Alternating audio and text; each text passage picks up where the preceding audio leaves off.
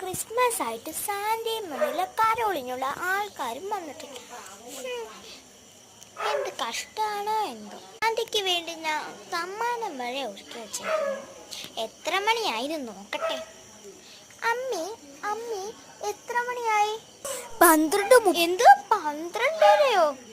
എത്ര സന്ധ്യയായിട്ടും ഇന്ന് സാന്റ വരാത്ത? സാന്റയ്ക്ക് വേണ്ടി ലൈറ്റ് വരെ ഞാൻ വെച്ചിട്ടുണ്ടല്ലോ. എന്താ സാന്റ വരാത്ത?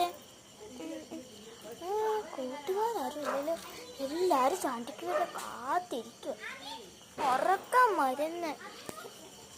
എടി 1 മണിയായി, കയറി വന്ന് കാണുന്നത്. 1 മണിയായെന്നോ? എനിക്ക് സാന്റനെ കാണണം അമ്മേ.